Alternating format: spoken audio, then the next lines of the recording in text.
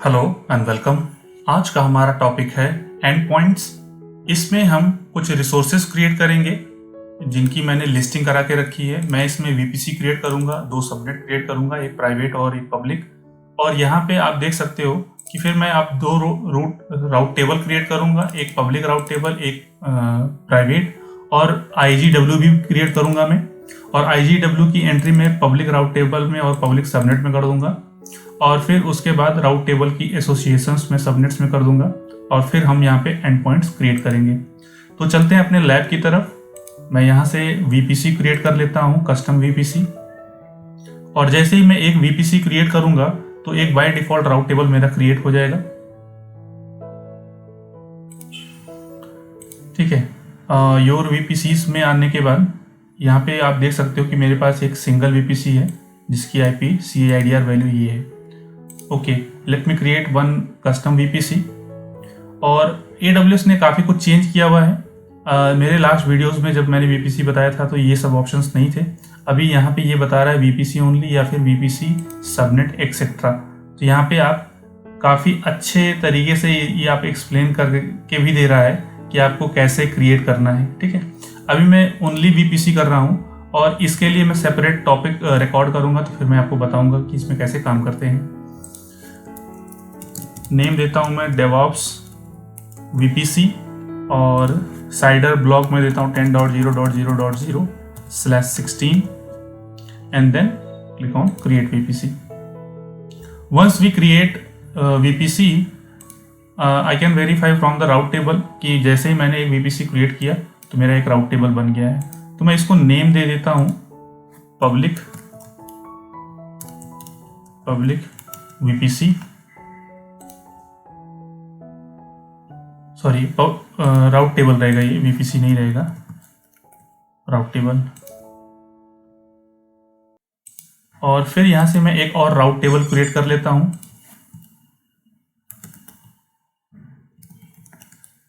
Private route table, और associate कर देता हूं मैं DevOps VPC के साथ में। और यहाँ पे मेरा सेकेंड राउट टेबल भी क्रिएट हो चुका है। अब मैं अपने सबनेट में आता हूँ और यहाँ पे मैं अपना सबनेट क्रिएट करता हूँ। पहले मुझे VPC चूज करना होगा और यहाँ पे मैं नेम देता हूँ पब्लिक सबनेट, और प्रेफरेंस दूंगा मैं 1A को, और यहाँ पे IP address 10.0.0.0/24 and then click on create subnet. Second subnet create कर लेते हैं। Select your VPC, private subnet, preference में 1A दूंगा, और यहाँ पे IP range 10.0.1.0/24 and then click on create subnet. हमारा सबनेट भी क्रिएट हो गया है। Then go to the route table, और यहाँ पे मैं अपने प्राइवेट राउट टेबल में सबनेट एसोसिएट कराऊंगा प्राइवेट सबनेट को। प्राइवेट राउट टेबल में प्राइवेट सबनेट, और पब्लिक राउट टेबल में पब्लिक सबनेट। ये टास्क हो गया हमारा। And then go to internet gateway, create our new internet gateway, DevOps IGW, hit on create internet gateway and attach to VPC and then click on attach internet gateway। ये task हो गया। और राउट table में आगे मैं public route table में आता हूँ और यहाँ से राउट्स में एंट्री करा देता हूँ मैं 0.0.0.0/0, और यहाँ पे इंटरनेट गेटवे मेरा रहेगा। अब एक सबनेट मेरा पब्लिक हो गया है, एक प्राइवेट हो गया है। ठीक है, अब चलते हैं हम अपने EC2 इंस्टेंस को लॉन्च कर लेते हैं। यहाँ से मैं दो EC2 इंस्टेंस लॉन्च करूंगा, दोनों लिनक्स टाइप रहेगा, T2 माइक्रो कॉन्फ़िगरेशन रहेगा। और यहाँ से मैं अपना VPC चूज करूंगा। फर्स्ट मेरा पब्लिक सबनेट में जा रहा है, स्टोरेज टैग्स देना नहीं है मुझे अभी, और यहाँ से मैं इसको अपना सिक्योरिटी ग्रुप चूज़ कर रहा हूँ। तो आप जैसे ही अपना डिफ़ॉल्ट सिक्योरिटी ग्रुप और डिफ़ॉल्ट वीपीसी चूज़ ना करके जैसे ही आप कस्टम वीपीसी चूज़ करोगे तो उस टाइम पे आपको सिक्योरिटी ग्रुप पूछेगा। तो आपको यहाँ पे क्या करना रहेगा, सोर्स को आप 0.0.0.0/0 करना है, यहाँ ऑल ट्रैफिक मैंने लगाया हुआ है, and then click on launch. और यहाँ पे कॉमन पेम फाइल आ गई है, और एक्नॉलेज करके मैं इसको स्टार्ट कर रहा हूँ। और यहाँ से मैं इसको व्यू इंस्टेंसेस सेकेंड इंस्टेंस में लॉन्च कर लेता हूँ। इस बारी हम लोग इसको प्राइवेट सबनेट में लॉन्च करेंगे।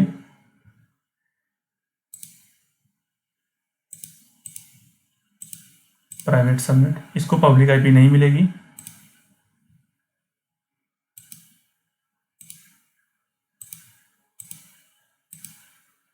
Right, then launch common and then launch instances। मेरे पास common.pem फाइल है। मैं क्या कर रहा हूँ, पुटी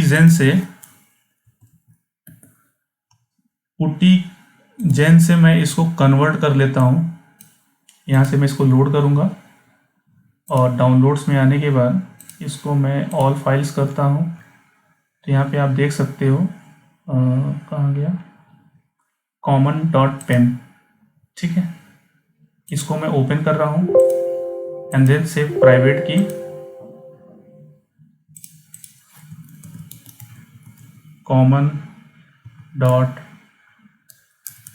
common.ppk, कॉमन टाइप करूँगा, ppk नीचे से ले लेगा ये एक्सटेंशन सेव। ये होने के बाद ये मेरा पब्लिक आईपी में लेता हूँ, और पुटी से इसको एक्सेस करता हूँ अपने सर्वर को, और यहाँ से मैं EC2-user@IP। एक बारी मैं क्या करता हूँ, एजेंट फॉरवर्डिंग करके ये ऑप्शन चूज करके ट्राई करूँगा। अगर ये चल जाता है तो फिर मुझे की अपलोड करनी नहीं पड़ेगी WinSAP के थ्रू, ठीक है। और ये बोल रहा है एक्सेप्ट कर लो, नोन होस्ट फाइल में एंट्री हो जाएगी। और अब मैं क्या करता हूँ, इसको रिफ्रेश कर लेता हूँ, सेकेंड EC2 मेरा आ जाए। ये मेरा प्राइवेट है, प्राइवेट सबनेट में है, इसकी IP कॉपी कर लेता हूँ, और यहाँ से मैं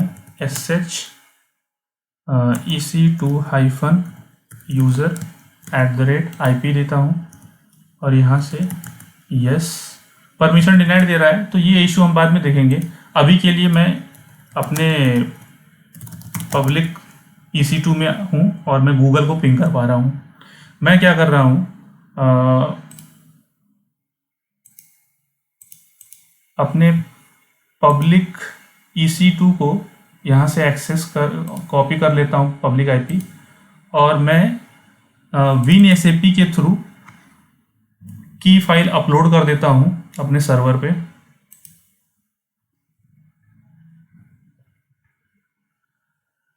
और यहाँ पे EC2-user, और यहाँ पे EC2-user यहाँ पे आएगा, और यहाँ पे होस्ट नेम में IP आएगी, और एडवांस में पासवर्ड तो है नहीं मेरे पास। ऑथेंटिकेशन में आप देखोगे यहाँ पे प्राइवेट फाइल है। प्राइवेट फाइल मैं यहाँ से common.ppk, और यहाँ से लॉगिन करूँगा। तो मैं अपने सर्वर को लॉगिन कर सकता हूँ अभी विदाउट पासवर्ड। अब सेकेंड टास्क रहेगा कि मैं अपने common.pem फाइल को अपलोड कर देता हूँ यहाँ पे, और यहाँ से मैं आपको दिखा भी देता हूँ एलएस करके। common.pem फाइल आ गई है, और मैं अब अपने EC2 को, प्राइवेट EC2 को यहाँ से कनेक्ट कर सकता हूँ। यहाँ से आप ऐसा करोगे ना, ये यहाँ से आपको एग्जाम्पल भी दे देगा कैसे कनेक्ट करना है। और देन लोड की पेम फाइल बैड परमिशन, तो परमिशन मैं क्या करता हूँ, chmod 777 और कॉमन फाइल।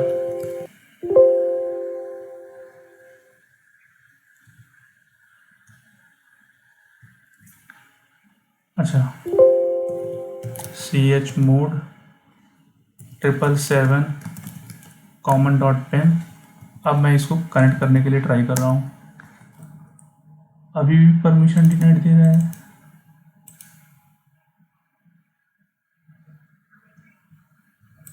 यहाँ से ये बोल रहा है कॉमन डॉट पेम फाइल को EC2 को मैं गेट बैश से ओपन कर लेता हूँ, क्योंकि पुटी से काफ़ी बार मुझे डिफ़िकल्टीज आती हैं। तो मैं इसको या तो एक बार इसको ट्राई कर लेता हूँ मैं, chmod 400। अब मैं इसको देखिए कनेक्ट हो गया। अभी ये कभी कभी ऐसा देता है, तो मुझे 400 ठीक है। मैंने 700 या 777 किया था, वो भी चलता है। तो मैं प्राइवेट EC2 में आ गया हूँ। अगर मैं यहाँ से गूगल को पिंग करूँगा तो पिंग नहीं होगा, ठीक है। और या फिर AWS S3 LS करूँगा तो ये बता रहा है कि अच्छा अभी ये कॉन्फ़िगर नहीं है क्रेडेंशियल। तो मैं क्रेडेंशियल भी कॉन्फ़िगर कर लेता हूँ। मैं IAM में आ जाता हूँ।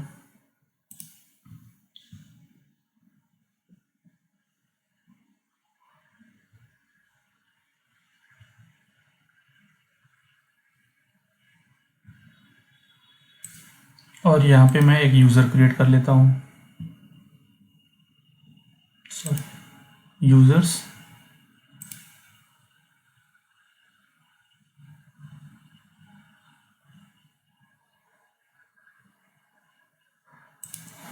और यहाँ पे मैं AWS डेमो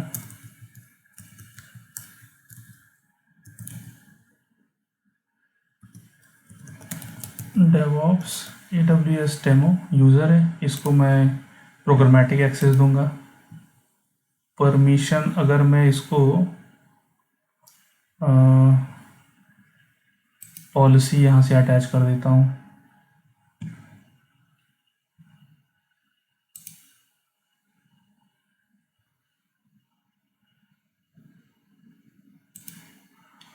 एडमिनिस्ट्रेटर एक्सेस नहीं दूंगा मैं इसको। EC2 hyphen full access EC2 full access.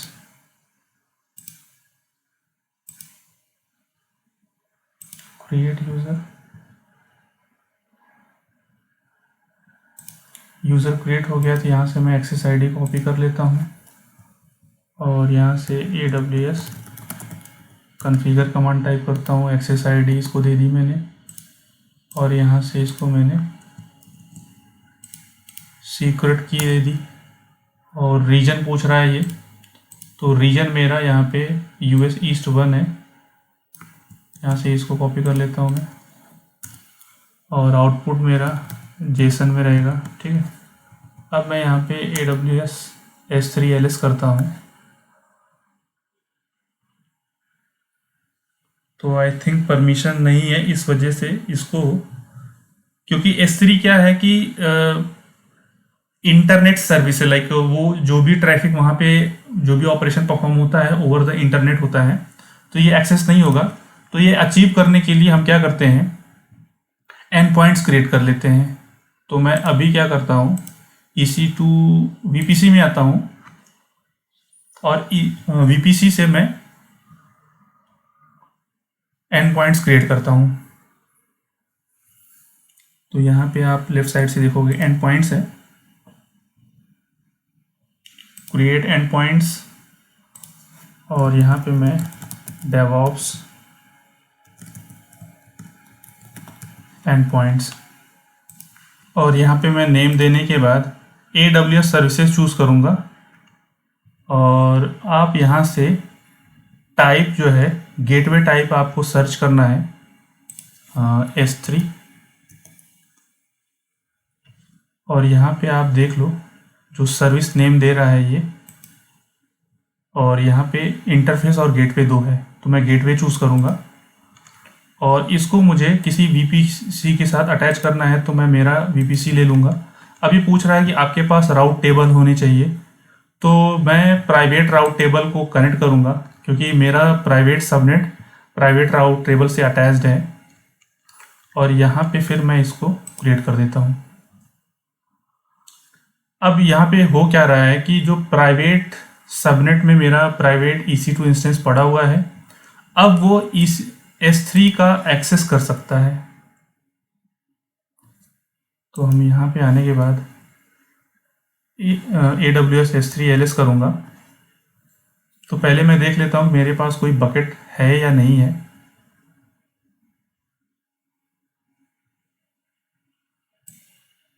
Access denied. अच्छा, मैं क्या कर रहा हूँ, इसको जो परमिशन हमने EC2 इंस्टेंस लेवल की दी थी, मैं उसको चेंज कर देता हूँ। IAM में S3 का एक्सेस देता हूँ।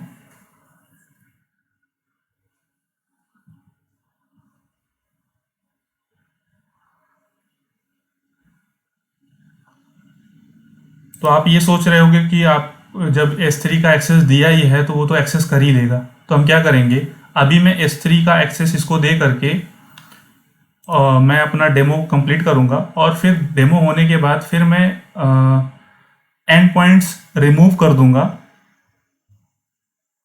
एंड पॉइंट जब रिमूव कर दूंगा तब हम देखेंगे कि उसको एक्सेस मिलता है या नहीं मिलता है EC2 को। ओके, सो यूज़र आ गया है, तो मैं क्या कर रहा हूँ, यहाँ से इसको रिमूव कर रहा हूँ, डिटैच कर रहा हूँ परमिशन, और अब यहाँ से मैं इस परमिशन को अटैच कर रहा हूँ।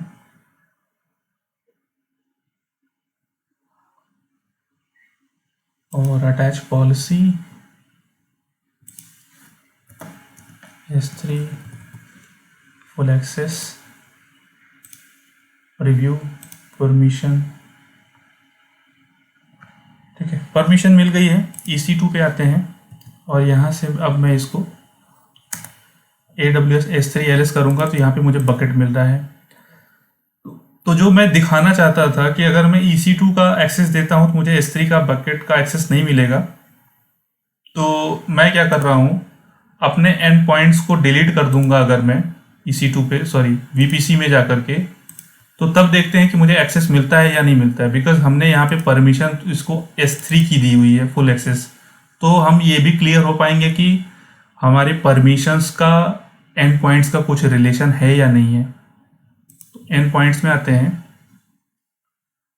और एंड पॉइंट्स में जैसे कि मैं तो यहाँ से डिलीट करने वाला हूँ। पहले तो ये आपको दिखा देता हूँ कि मेरे राउट टेबल में इसकी एंट्री हुई है या नहीं हुई है। तो प्राइवेट राउट टेबल में आकर के राउट्स में आकर के यहाँ से आप देख सकते हो, ये हमारा एंड पॉइंट्स जो अटैच हमने किया था।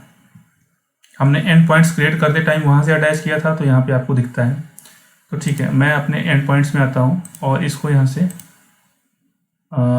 डिलीट करता हूँ। मैं ये कह रहा है कि आप यहाँ से टाइप करो delete and then click on delete. Endpoints हमारा डिलीट हो चुका है, और राउट टेबल्स में आके वेरीफाई कर लेते हैं कि हमारे पास एंड पॉइंट्स की एंट्री है या नहीं है राउट में। इसको मैं थोड़ा सा टाइम दूंगा कि जिससे ये ऑटोमेटिक निकल जाए। अभी भी यहाँ पे दिखा रहा है।